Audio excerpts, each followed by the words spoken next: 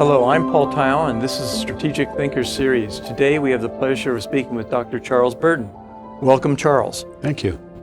Justice Marie-Josée Hogue, the Commissioner of the Public Inquiry into Foreign Interference, tabled her final report. This was 16 months investigation into foreign actors attempted to interfere in democratic institutions and the electoral process in 2019 and 2021 federal election. This 7-volume report detailed the evidence that the Commission gathered from more than 150 witnesses since this inquiry started in September 2023. Amongst the revelations regarding the greatest threat to Canadian democracy, she identified how federal party leadership contests should be reformed. She also surfaced the difficulties and challenges associated with interpreting intelligence. Her report notes that party leaders need to get security briefings and the problems relating to information sharing within the government apparatus, which complicated the efforts to respond to foreign interference initiatives. What do you see as the key takeaways from this public inquiry and Justice Marie-Josée Hogue's lengthy report? Well, I think, there are 51 recommendations given in Volume 5 of this, as you say, 7-volume, 868-page massive opus, and they're all good recommendations. Some of them are fairly obvious, increasing the capacity of the RCMP and CSIS and CSE to track foreign agents in our country, and also discussion of how we can mitigate the impact of foreign-sponsored disinformation and misinformation attempting to interfere with the outcome of electoral processes or to interfere in the policy debate in Canada.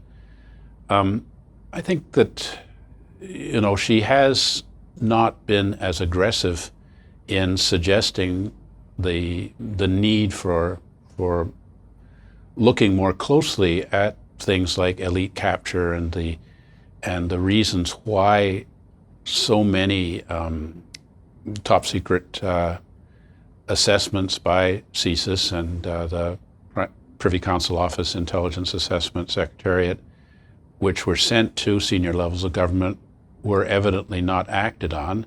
She simply notes that this happened, but she doesn't attribute any accountability for it. And she wasn't prepared to go into transnational repression, saying that this was outside of the mandate of her study.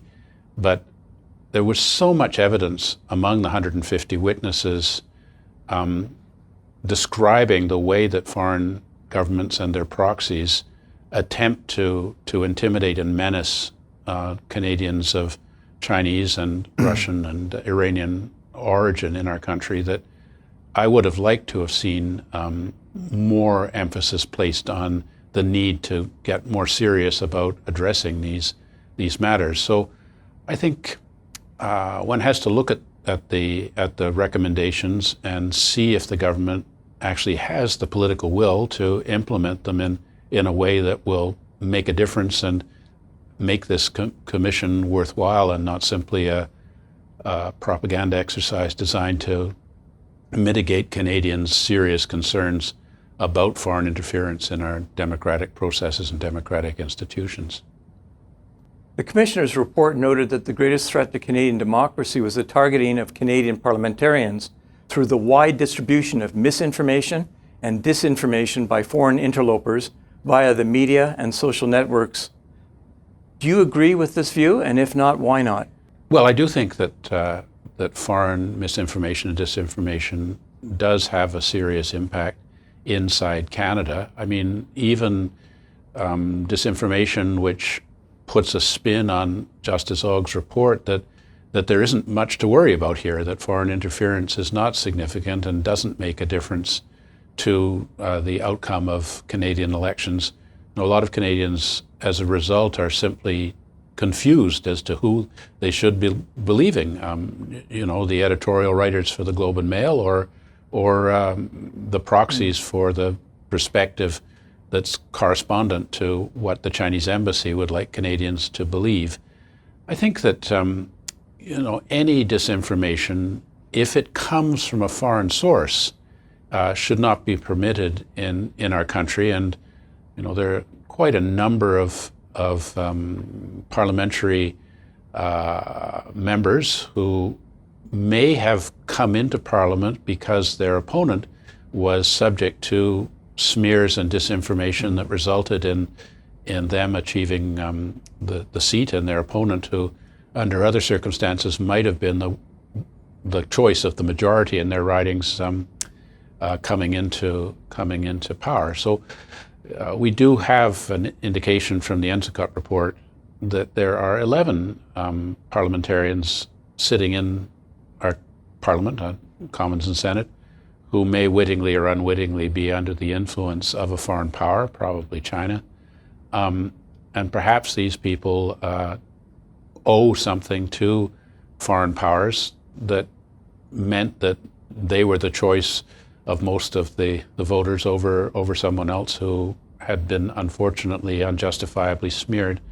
I think the key here really is the identification of the misinformation and disinformation with a foreign source. In other words, if the tweet or the social media blog posting comes from an Indigenous source in Canada, from people who have the right to participate in our political process and to vote, that's one thing. And if they are clearly identified, as one would hope, then the political candidate who's being subject to disinformation would have an opportunity to defend him or herself subsequently. But a lot of this is very murky and appears to be carefully calculated by the Chinese regime, the United Front Work Department, Ministry of State Security, to influence our political process in ways that favor the interests of China. And I don't think that we have had enough resources on the part of our government dedicated to determining the source of this kind of disinformation and determining whether it's a hostile action by a foreign power or simply a political perspective of a Canadian citizen who is actively participating in our electoral debates. How should Canada address the challenges of misinformation and disinformation while maintaining freedom of speech? I mean, that is very, very difficult because, obviously we don't want to get into a situation of censoring perspectives that the mainstream doesn't agree with. But I think really what we need is the ability to challenge disinformation and misinformation with facts, and to make sure that the people who are receiving the misinformation and disinformation are given alternative interpretations based on facts and evidence that could discredit the misinformation and disinformation which is out there. The challenge has been with, say, a Chinese government-controlled social media like WeChat, that the disinformation and misinformation spreads widely through the Chinese language community here in Canada, but the correction is not allowed to be posted to WeChat so that people can see a different perspective that might cause them to correct the misinformation and disinformation that's been inflicted on them. And so that does call into question whether foreign-controlled social media should be allowed to function in Canada. Can we ensure that Canadians are getting information that they know the source of, and which can be subject to challenge by alternative sources of information that reach through the same channels? Dr. Burton, activists, many of whom come from authoritarian regimes such as Iran and China, have surfaced the uncomfortable reality that their former governments are attempting to silence them and their activities in Canada by employing physical and psychological threats as well as other forms of intimidation. Many of these activities are many of these activists are Canadian citizens, and many have dual citizenship. How do we protect them from such predatory threats? I mean, it is a challenge, and I think certainly the idea of dual citizenship is problematic because one would want to have loyalty to the country of your citizenship, and so if you have two citizenships, particularly if you have, say, a Canadian passport and are holding a Chinese passport, which in Chinese law is rather ambiguous, but is clearly happening quite a bit, then in time of conflict, which passport is the one that you'll show loyalty to is quite a pressing concern.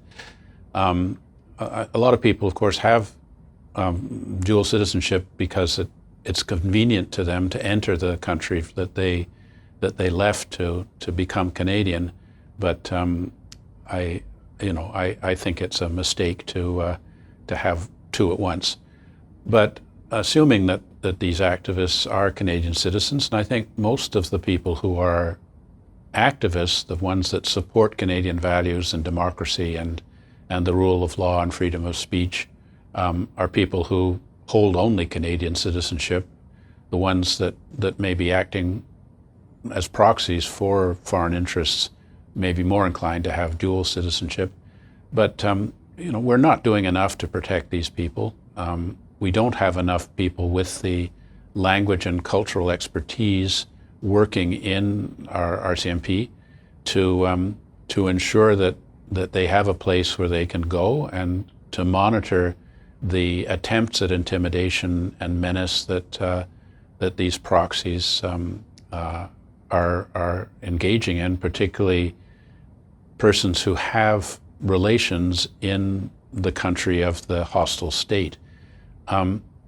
The other thing is, of course, we see, particularly in the case of China, a very large diplomatic cohort. The number of Chinese diplomats in Canada is up there close to American numbers, and perhaps 4 times what Japan would have of accredited diplomats in Canada, and I think 5 times actually what India has. So the question really is, why have we allowed so many diplomats to be functioning in our country who seem to exceed the needs of that country, China, for legitimate diplomatic engagement? And we have heard evidence in the Canadian Parliament that perhaps as many as 70% of the Chinese diplomatic cohort in Canada, particularly the large numbers of Chinese diplomats accredited to the Vancouver consulate, may in fact be engaged in espionage and influence operations rather than the legitimate operations of their diplomatic functions. So I would like to see those numbers cut down. We have the right under the Vienna Convention to determine what diplomats come, how many, and what function they'll be performing in Canada. And if we reduce the number of Chinese diplomats in Canada to the numbers that China has allowed to be accredited in China of Canadians, that would cut about 2/3 of them off.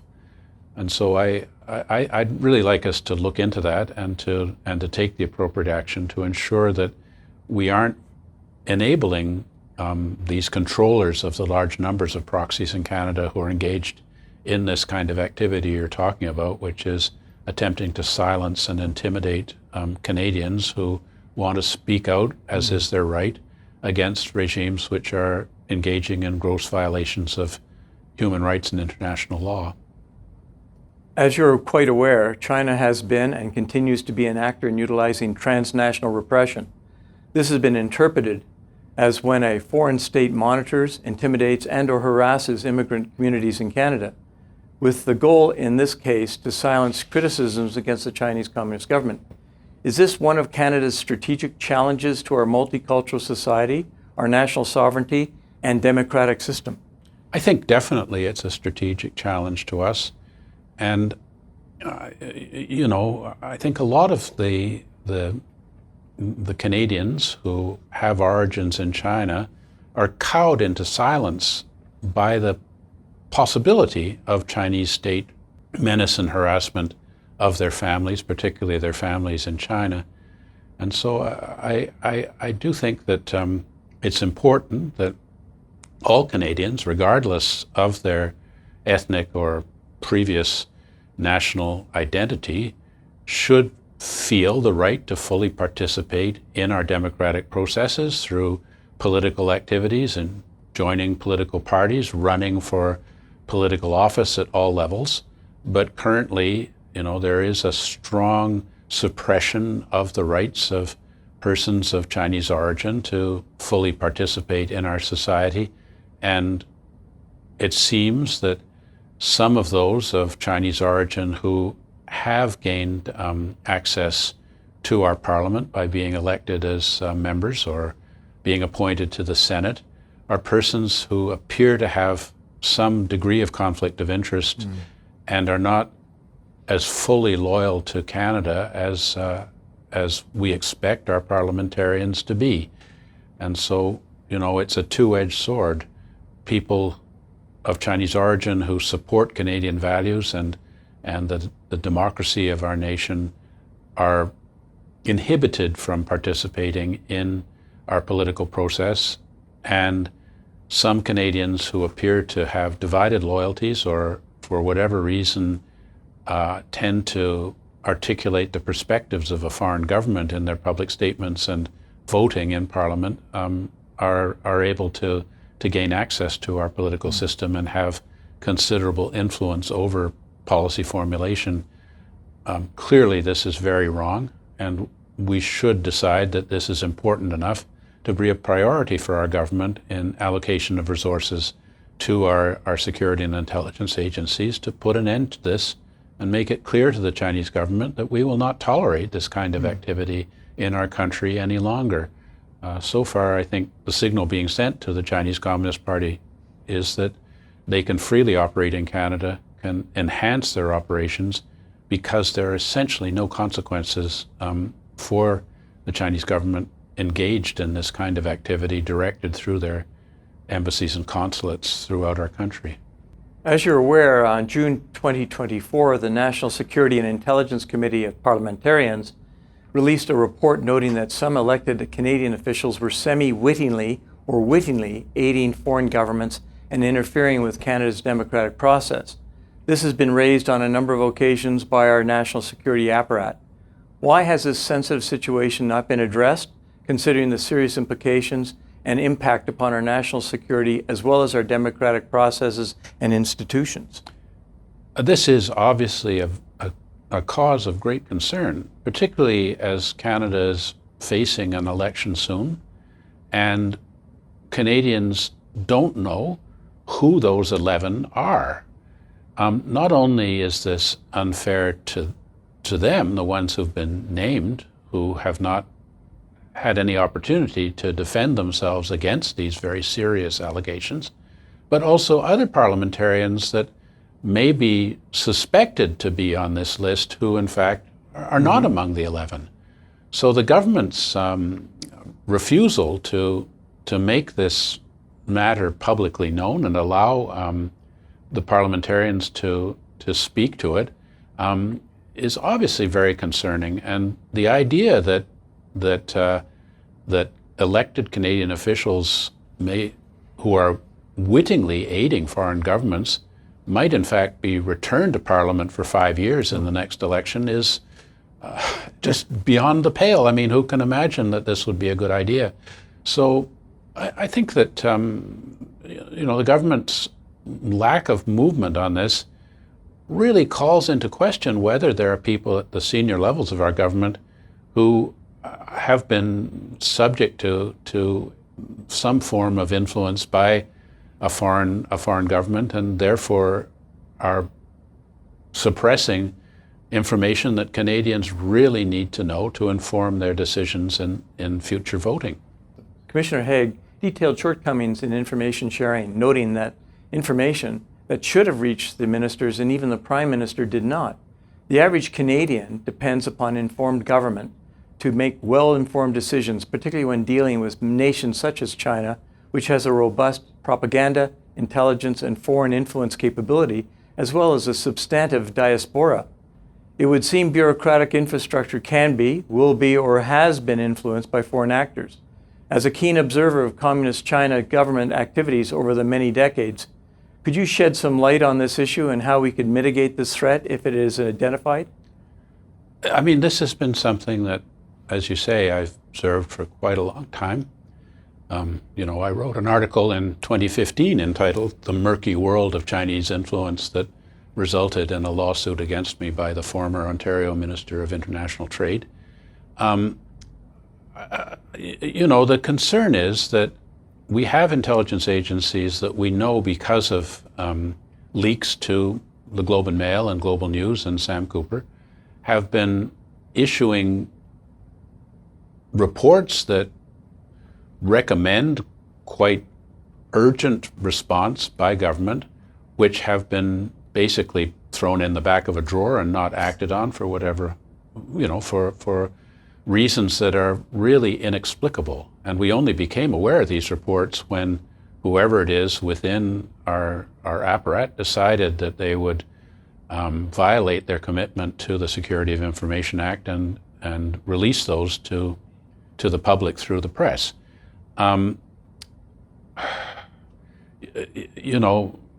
If the government felt that these reports were not reliable reports and that CSIS and other agencies were issuing materials to the government which were not based on sound intelligence and with implications for action that were not well based, then one would have thought that the Prime Minister would replace the director of CSIS and get in people that he feels are producing intelligence assessments that he can credit. But in his evidence to the Hogue Commission, where he was dismissing these assessments as not reliable, or when his staff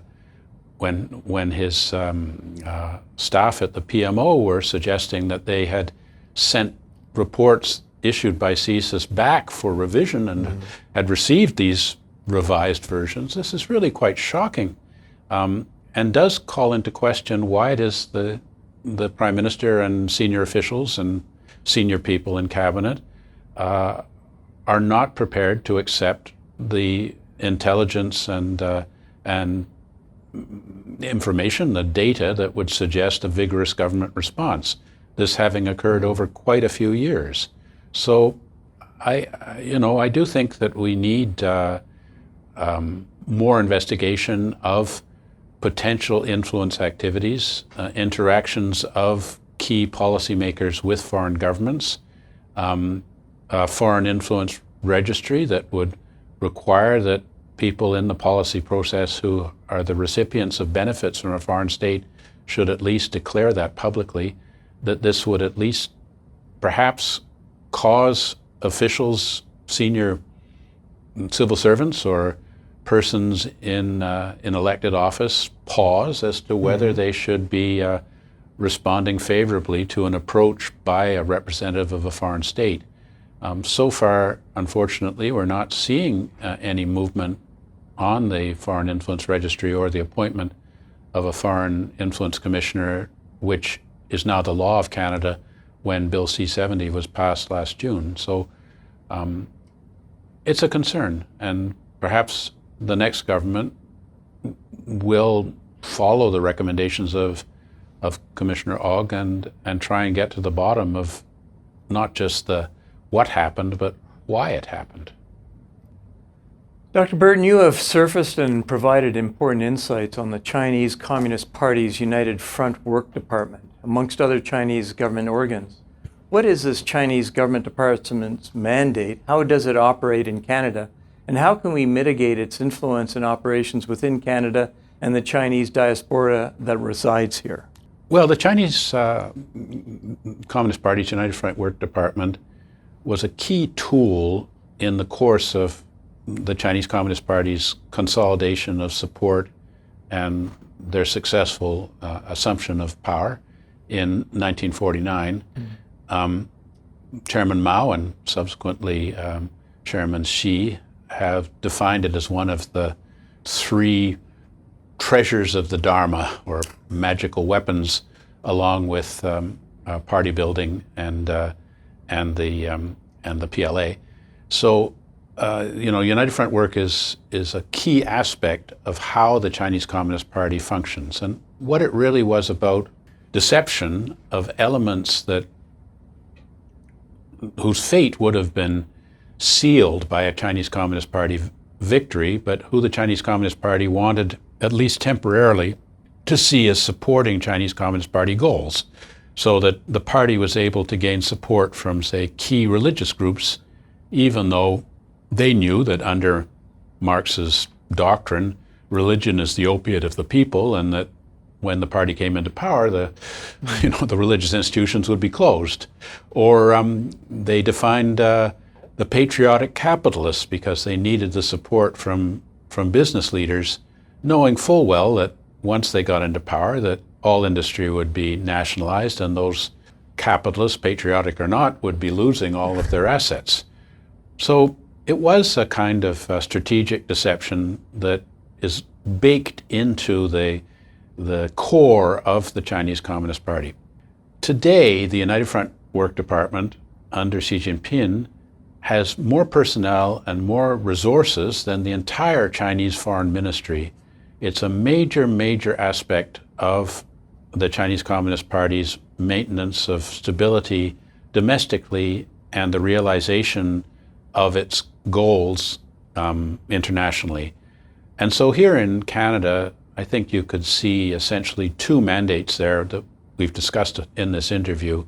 One is attempting to unite with persons of Chinese origin in Canada, convince them that they, as ethnic Chinese, should identify with China as ruled by the Chinese Communist Party, convince them that they're subject to white supremacy in Canada, and that their main source of security would be the Chinese Communist Party, setting up proxy organizations of all kinds. I think we identify something in the order of 300 different institutions in Canada which are under the direct control of the Chinese Communist Party through the United Front Work Department, from social organizations to business organizations to even chess clubs.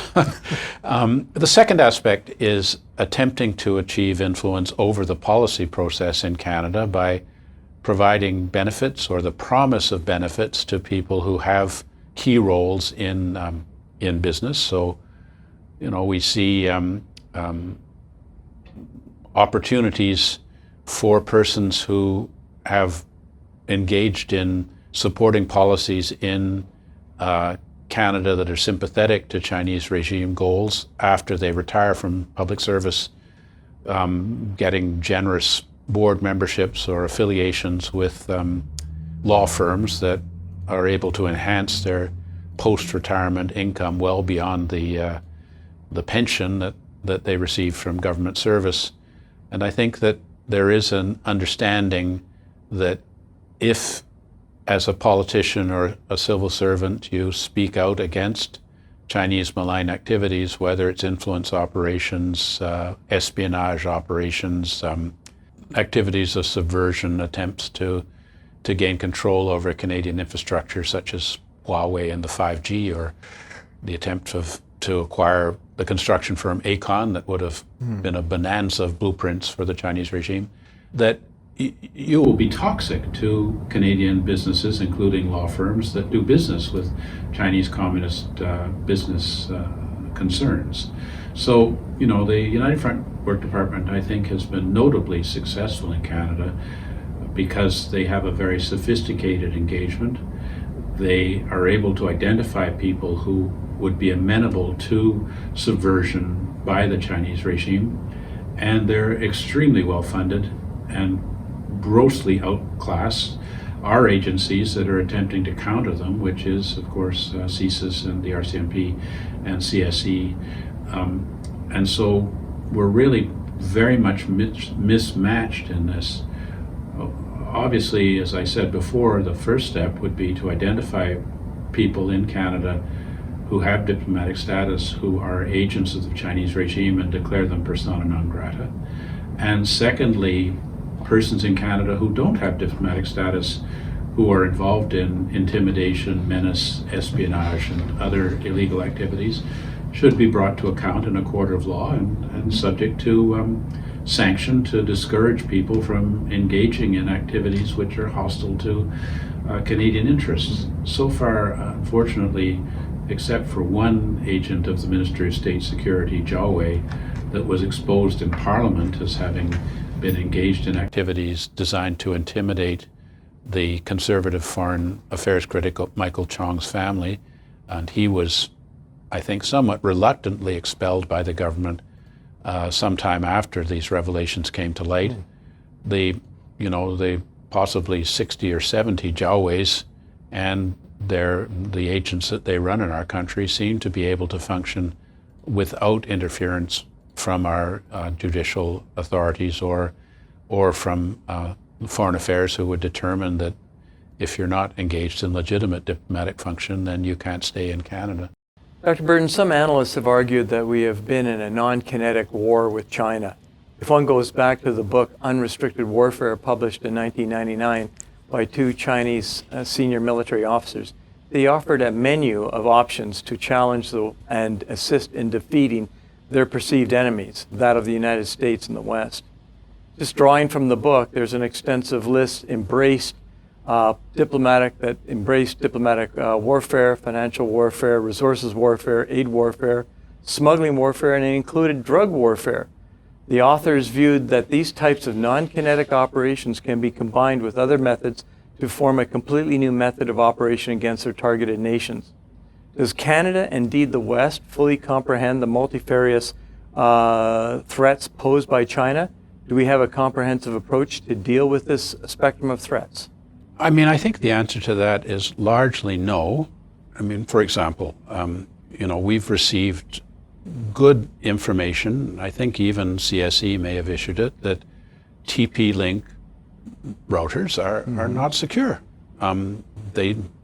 They don't cost very much, and evidently they have the capacity to compromise the data that's passing through those routers.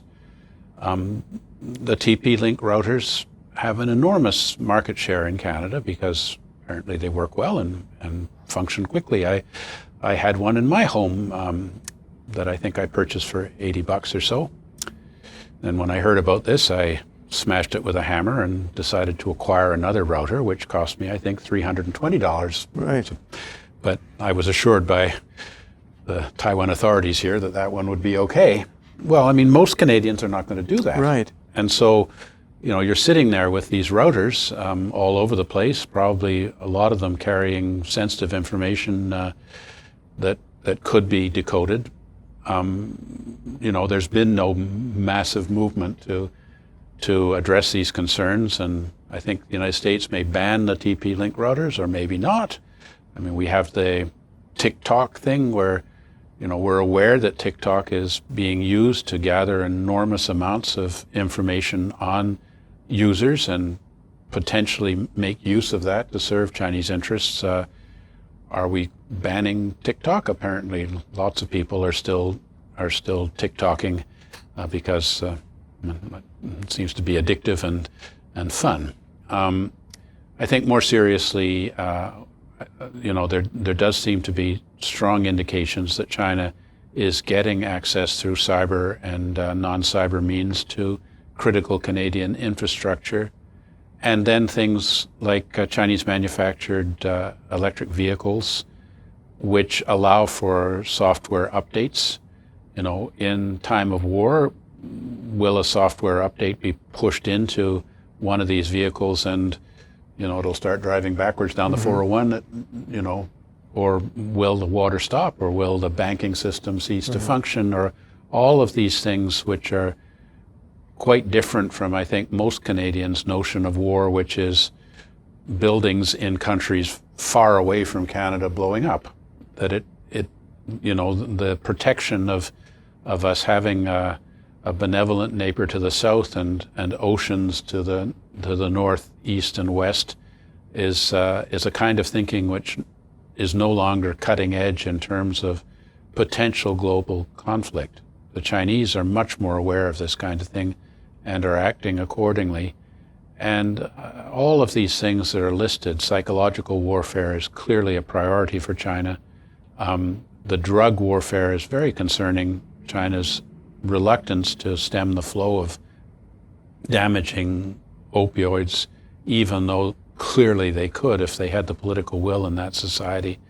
And I think the subversion of key people in in our society is very worrying. So I wish we could fully comprehend the multifarious threats posed by China, but I think that on the one hand there seems to be some compromise of the agencies that would highlight these two Canadians, and on the other hand, Canadians just refusing to believe it could be so, that that China does have the potential to enact interference in our critical infrastructure at time of war. That they have the capability. They may not be bringing it to the fore right away, but over time they're gradually developing more and more ability to engage in effective hybrid measures that would weaken our nation in times of a kinetic war, whether it's over the South China Sea or, for that matter, over the Canadian North. So I am grievously worried about this, and there are a lot of people who agree with me. I got a lot of support in my warnings about this in social media and pieces that I'm able to place in the mainstream media. But I'm also aware that my number of fans is a tiny, tiny, tiny proportion to the number of fans for, say, Justin Bieber or some other, much more famous and credible, Canadian. And so the message is out there, but so far it doesn't seem to be hitting target. And I think by the time we realize what's going on, it'll be probably too late for us to address it seriously.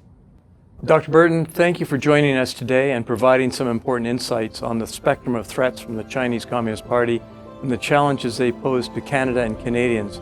We look forward to having you on future discussions on the Strategic Thinkers Series. Thank you again, sir. Thank you. I hope next time it can be a bit more life-affirming and positive.